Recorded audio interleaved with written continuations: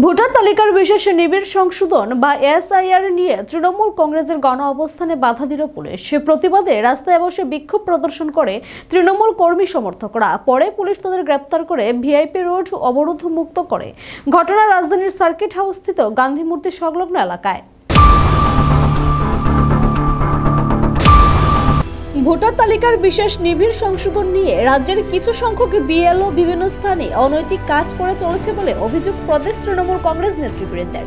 এই ধরনের অনৈতিক কার্যকলাপের প্রতিবাদ জানাতে সংবিধান দিবসের দিন সার্কিট হাউস স্থিত গান্ধী মূর্তির পাদদেশে 2 ঘন্টার গণ অবস্থান পালনের ডাক দেয় প্রদেশ তৃণমূল কংগ্রেস। সেই মতো বুধবার সকালে তৃণমূল কংগ্রেস কর্মী সমর্থকরা স্বামী বিবেকানন্দ ময়দানে সমবেত হন। সেখান থেকে মিছিল করে তারা সার্কিট হাউস স্থিত গান্ধী মূর্তির পাদদেশের উদ্দেশ্যে রওনা হন।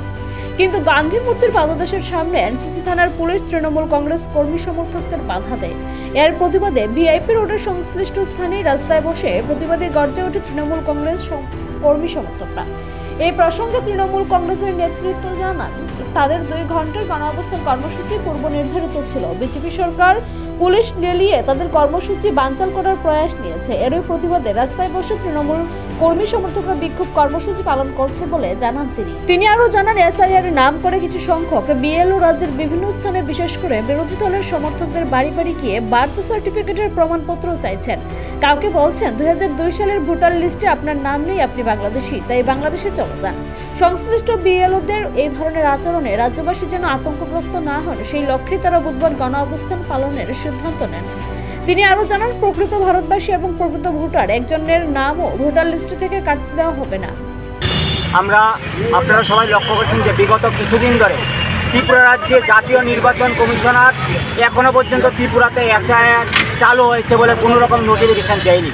কিন্তু ত্রিপুরা রাজ্যের বিজেপির দালাল কিছু বিএলওরা রাজ্যের বিভিন্ন বিধানসভাতে গিয়ে তারা যারা বিরোধী দলের কর্মী সমর্থক তাদেরকে ভয় দেখাচ্ছে যে তোমরা জন্মের নথি দাও। কাউকে গিয়ে বলছে 2002 ভোটার লিস্টে তোমাদের নাম নেই, তোমরা বাংলাদেশি, তোমরা এখান থেকে ত্রিপুরা থেকে পালাও। এই সমস্ত দাবিতে আমরা আজকে গান্ধী মূর্তির পাদদেশে 2 ঘন্টা গণ অবস্থানে ডাক দিয়েছিলাম তৃণমূল কংগ্রেসের পক্ষ থেকে। আজকে আমরা লক্ষ্য করছি, আমরা যখন মিছিল করে আসছিলাম গান্ধী মূর্তির ঠিক সামনেই, তখন পুলিশ প্রশাসনের একাংশ আধিকারিকরা তারা তৃণমূল কংগ্রেসের মিছিলকে আটকে দিয়েছে। তাদের একটাই দাবি যে তৃণমূল কংগ্রেস আন্দোলন করা যাবে না, তাদের একটাই ভয়, তারা বিজেপির দালালি করে তৃণমূল কংগ্রেসকে আটকানোর জন্য তারা আজকে আমাদের আটকেছে। কিন্তু আমরা বলতে চাই যে ত্রিপুরা রাজ্যের তৃণমূল কংগ্রেস, ত্রিপুরা প্রদেশ তৃণমূল কংগ্রেস এই রাজ্যের মানুষের সাথে, যারা ভারতের সংবিধানকে মেনে চলে, যারা ভারতবর্ষের নাগরিক, তাদের একজনকেও আমরা ত্রিপুরা থেকে ভোট কাটতে দেব না। তারা যারা ভারতবর্ষ তারা প্রত্যেকে ত্রিপুরাতে থাকবে। তৃণমূল কংগ্রেসের এই কর্মসূচিতে বাধা দান প্রসঙ্গে এনসিসি থানার পুলিশ আধিকারিক জানান, এই কর্মসূচি পালনের কোনো অনুমতিপত্র নেই, তাই তাদের আটক করা হয়েছে। তাদেরকে গ্রেফতার করে এডিনগরস্থিত পুলিশ লাইনে পাঠানো হয়েছে। পরবর্তী সময়ে আইন অনুযায়ী যাবতীয় ব্যবস্থা গ্রহণ করা হবে বলে জানান তিনি। আপনারা সবাই অবগত আছেন যে জাতীয় নির্বাচন কমিশনার এখনো পর্যন্ত ত্রিপুরাতে এসআইআর চালু করেনি।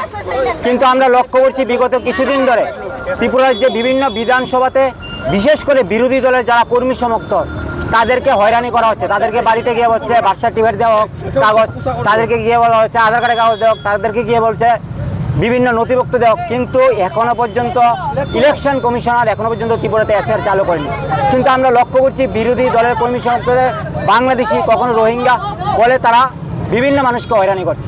তার প্রতি বিজেপির লোকরা, বিজেপির কর্মীরা, কিন্তু ইলেকশন কমিশনার নীরব। বিভিন্ন বিএলওরা, বিজেপির যারা দালাল বিএলওরা, তারা গিয়ে মানুষকে হয়রানি করছে।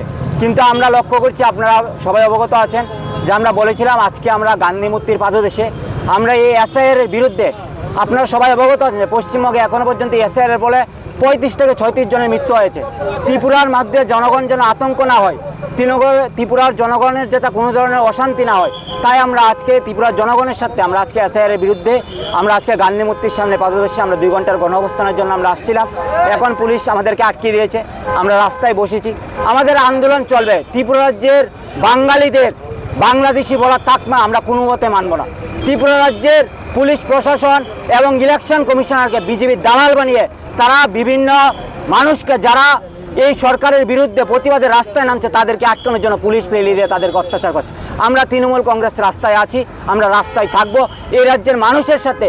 এই রাজ্যের একজন ভোটারকেও যারা ভারতের নাগরিক যারা ভারতের সংবিধানকে মেনে চলে এরকম একজন ভুটানের নামও আমরা ত্রিপুরা রাজ্য থেকে কাটতে দেবো।